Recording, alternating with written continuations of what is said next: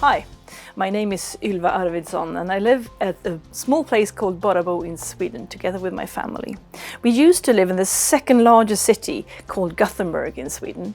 And then 2008, when things went wrong with the international economy, we in the family sat down and was thinking, something is not adding up, something is happening here. And then we started to study the subject and we got into all the knowledge there is about resource depletion and peak oil and all the troubles that the climate change is putting upon us. And we realized that the economic meltdown that we saw was the result of a bigger change going on. And then we figured out, what do we do about that? What can we do when we live in Gothenburg? Not much. Why not try to find a place where you can find a sustainable way of living that does not threaten our civilization the way the current way do. We have an overconsumption of so many things. To do that, we found a really good tool and we call it permaculture. We don't call it permaculture because it is called permaculture. It's about 30 years old or so. It has its origin down in Australia and it's spread all over the world by now. And it is a tool that will help you live a sustainable life. So we bought this place up here in a small timber cottage from the origin of Borrabo is in the 1600s, so it's been around for some time. And we modernized it so that we could have what we would call normal life up here, but still within the limits of the planet. There is a limit to growth, and permaculture will help you to stay within those limits. We also decided to try to make this place a place where you can go and learn about permaculture.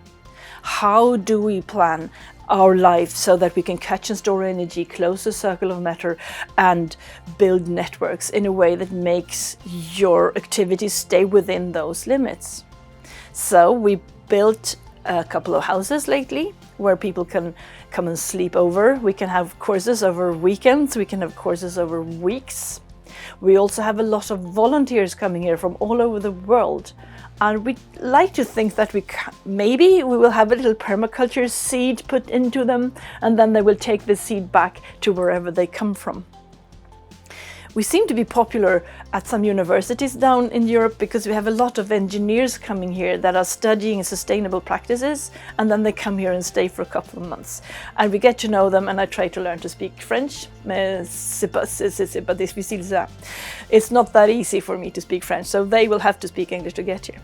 But hopefully, to many of them, it's a revelation to get to know that there are tools that you can use to get this, to choose a big word, humanity, to keep us on this planet. There is this tiny, tiny biosphere, and we've gotten into the habit of thinking of ourselves as the masters of everything. As human beings, we're at the top, and we can do whatever we want with whatever is down here that is alive. And what we need to do to be able to have an existence on this planet is to realize that we're actually part of it. We are living creatures and we have to share the tiny biosphere with everything else that is alive. As of late, we've been really interested in what is happening beneath the surface of the soil because the most important ecosystem on this planet is in the soil. Because there we have something that has been working for 4 billion years. 1 billion years ago, you had bacteria that could do photosynthesis so that they could create organic matter because the planet itself is stone. It's unorganic. The gases around it, the atmosphere is also unorganic. But through the photosynthesis, we will create carbon-based material that we call organic. So organic matter, the definition of organic matter is that it is a carbon-based material that will come to existence through photosynthesis. And bacteria could do that 4 billion years ago. And then came other creatures over the billions of years. And the last ones that joined this club of photosynthesis and taking care of organic matter on this planet is actually the plants. They came 1 billion years ago. So for 1 billion years, there's been a life going on in the biosphere that is organically based, that works, and that can mine minerals from the unorganic part of the planet so that they get into those plants. And I don't have time to go through it right now, but I know for sure that if we let those creatures do their job, that is, the little seed is getting planted, it'll flip up the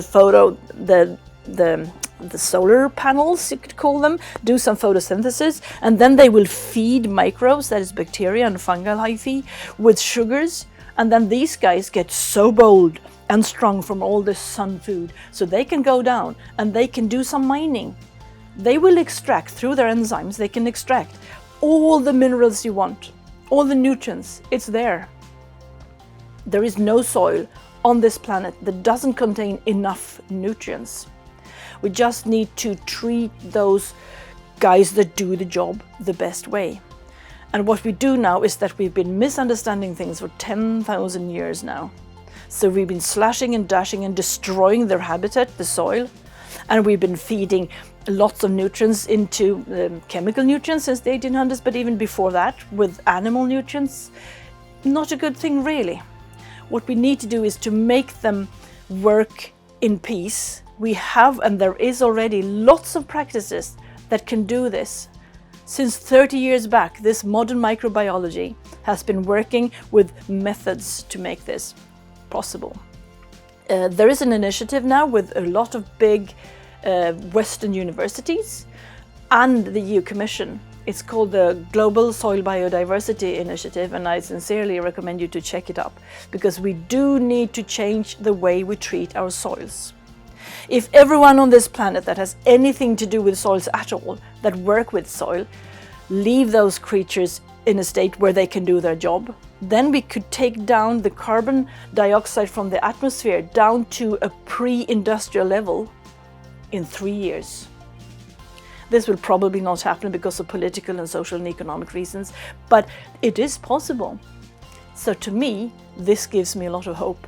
And I really hope that anyone who hears and sees this also gets a bit of hope.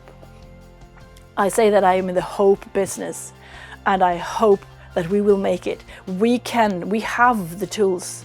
We can counteract climate change. We can also find ways to live that will stay within the limits of the ecosystem in this tiny biosphere around the planet Earth.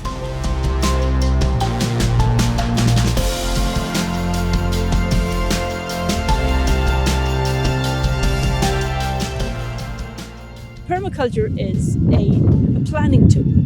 A tool that will make you help you design your area where you live. It could be your farm, it could be a city, it could be the entire planet. You design it in a way that allows you to work within the limits of the ecosystems. And when you do that, when you keep yourself inside of the abilities of the ecosystem, then you will have a sustainable design. And we really, really need sustainability those days, don't we? So permaculture, the primary principles for permaculture, then when we mimic ecosystems, we want to mimic nature, and we do that by catching and storing energy, building networks and closing the circle of matter. And right now we're standing here in something that is called a food forest, or a forest garden rather. The paths that I'm standing on here have the shapes of a tree, because tree shapes are really energy efficient. In this food forest garden we mimic the pattern of a forest, because nobody will ever have to take care of a forest. They will grow anyway, won't they? Yeah. So in a forest we have the canopies at the top, and then you have lower trees, and then you have bushes, and then you also have something on the ground, and maybe even something climbing. And you will get a lot of food out of a system if you exchange the things that are in the forest to things you can eat. So basically, you can't eat spruce. People have tried, but it's not that fun. Yeah, it doesn't really taste well. So we have apple trees and fruit trees and berries. So you get a lot of vitamins, and you will also get a lot of minerals from a food forest. And this little hole in the ground you see here is going to be ponds. You can see them as 1, 2, and 3 ponds. And they will all get their water from the roofs. I don't know if you can see them from down there, but the roofs over there is where we collect the water. And then we lead it to those system of ponds. They are in a chain depending on the slope.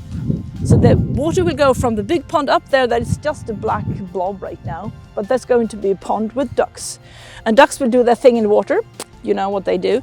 And then you have some very easy accessible nutrients in that. And we will lead that nutritious water to those different ponds. And they will end up in the pond at the lowest end of this design.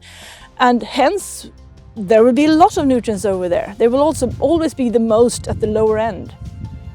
And what will happen? Well, it will grow.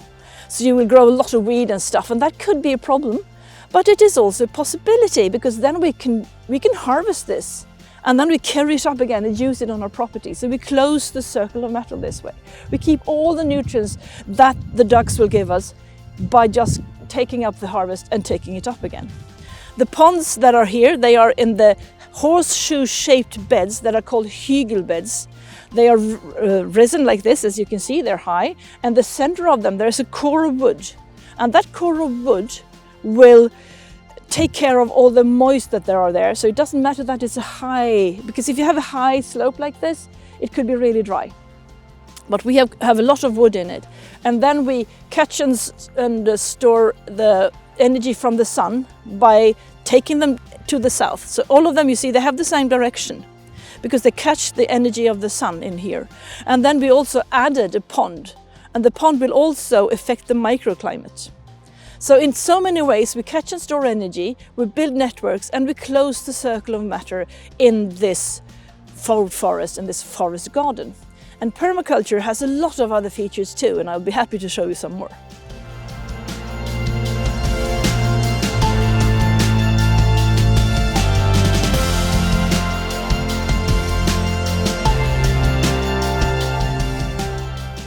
This is a typical example of how you can catch and store energy by taking care of all the rainwater that will fall on your roof. Even if you don't have a pond or a creek or anything on your property, you still have a roof. And from the roofs, we lead water. All the sides of this house has some sort of pond connected to it. So we lead the water through. So in this case, we have this little pond around here, and that water comes from that corner there, the open one there, and those two. So 1, 2, 3, 4 different ways of getting the water down in the ground, and then we lead them in sewage pipes, very simple, and into the pond. And the pond is a really good way to get really good water for watering. We had rather dry summers here, but in Sweden for some years ago, but we never had a shortage of water. We always have water, and it has the right temperature, and it has the right pH. It has nutrients in it, and it has also a lot of microlife in it. So it's a perfect water for watering your plants. But it also helps you, as down in the food forest, it will also help you to keep the microclimate balanced. And it will even take the sun when it comes, you see here, I can get the sun in my eye here, and it could also go down to the level of the water and bounce up to whatever is growing behind it. So we have a mulberry tree there, believe it or not. I mean, we are in Sweden after all, but we do have mulberries. We had this enormous harvest of maybe 8 mulberries last year, but it works, you know. So it is a way to work with microclimates. So let's go and take a look at the 2 other gardens we have here close to the house that are really energy efficient and really intense. A food forest will have to be placed further away from the house. You don't go there that often. But here in our zone 1, where we do everything really intense, we have 2 different kitchen gardens. I would like to show you both of them.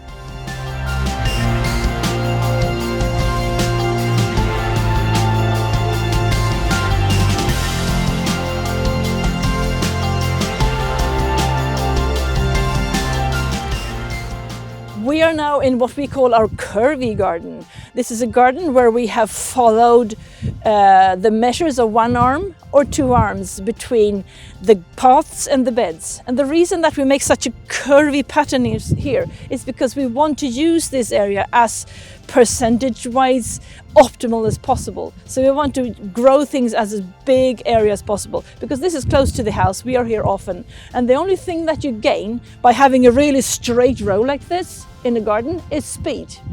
And we're not that much in a hurry in this little garden. We can easily go down there. And it also looks nice. The reason we have those long edges here is because on an edge, you know, you have this and you have that. And in this one will thrive, and those will thrive, and on the edge both will thrive. And when it comes to growing things, One year those might like it and the other might like this. So when you have an edge, you always have a higher productivity. You have more produce on an edge than you had on anything else. So there are two reasons for this garden to be really curvy. It doesn't look that much this time of year, but you should come back in July, I guess, or August, even better. This is in a jungle and it looks really pretty.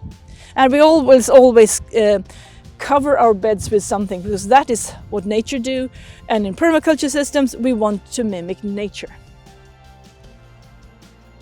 Okay, now we are in our zone 1111, the closest and the most intense part of our design, where we grow things to eat. This is where we grow the summer food, as we do in the Curvy Garden on the other side. The winter food that doesn't take that much energy to work with. You go there and you look at it, and then you go back and you may use once or twice or thrice over the season. They will be even further away in another zone.